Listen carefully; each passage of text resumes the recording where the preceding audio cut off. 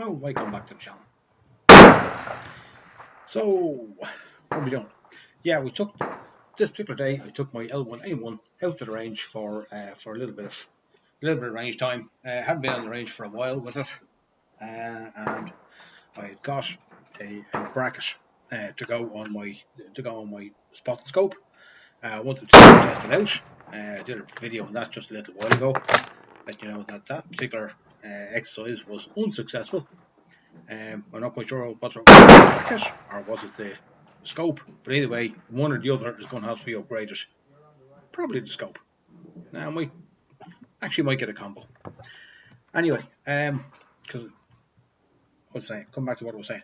Oh yeah, I'd previously seen somebody on the range with one of these brackets attached to their scope, and I thought that'd be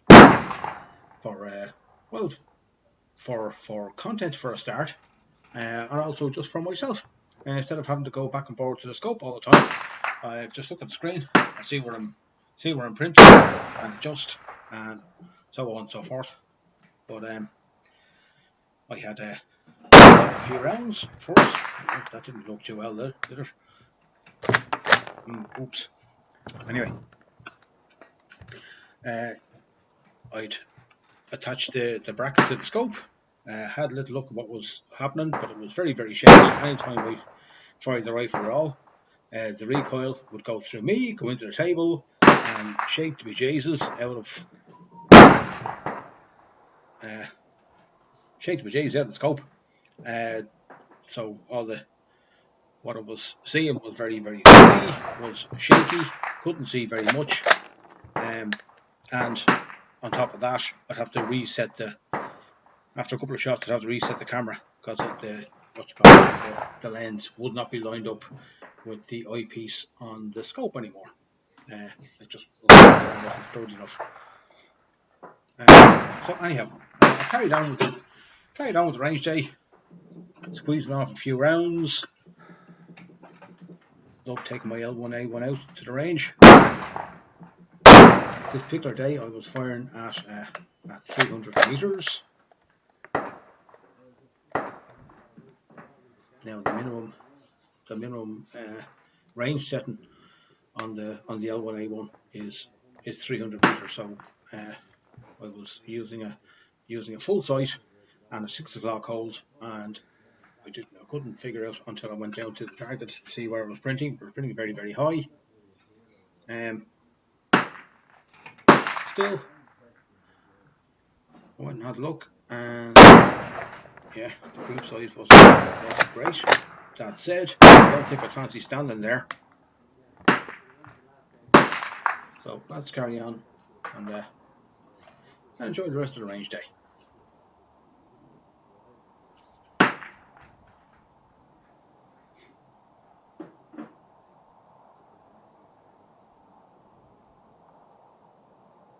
Come on, will you was taking so long?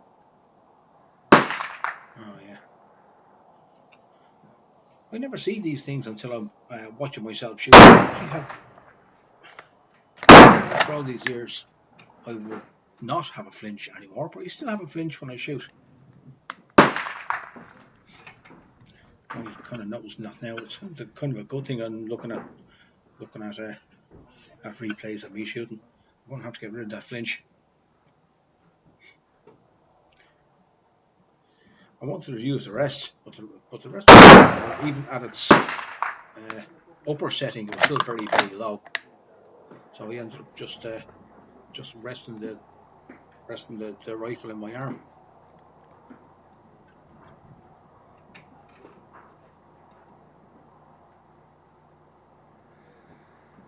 Still very shaky.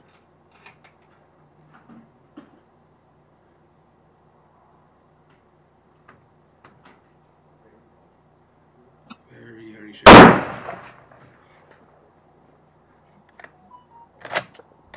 Of course, it is a public range, so you're going to have other people you're going to hear other people shooting in the background.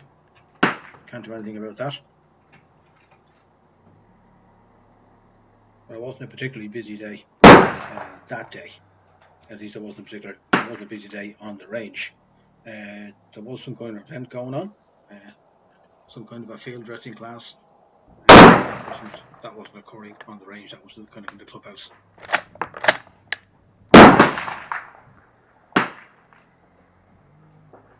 You see, of course, your local range and all kinds of things go on.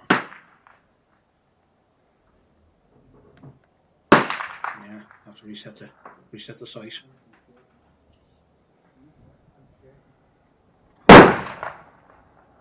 Still very shaky.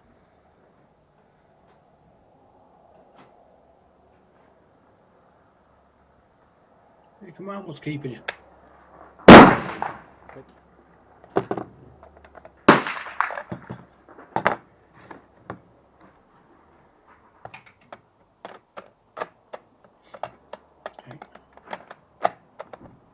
Magnum. Mag number 2. What's going on there? It wouldn't. Oh yeah, I get it. That particular mag, that's an FAL mag, not an L1A1 mag.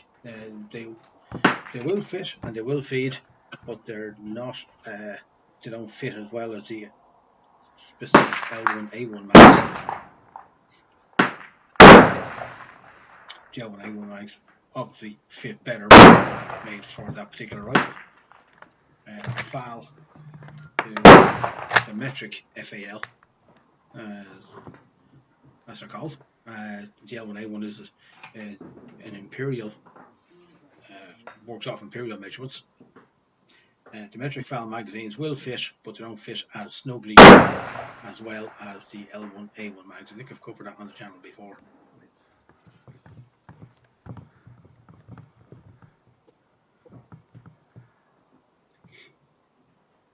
Okay, going to take just a couple of more shots, and then we'll tip down and take a look at the target.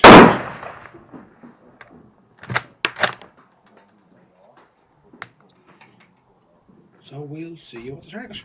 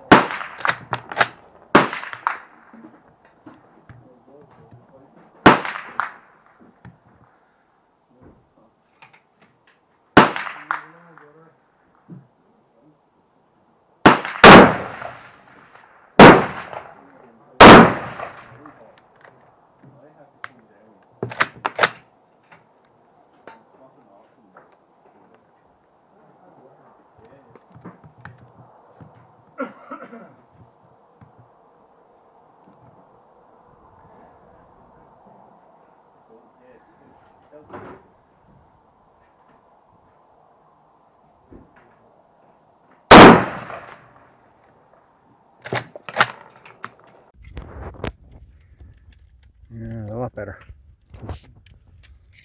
That's the L1A1. Yeah.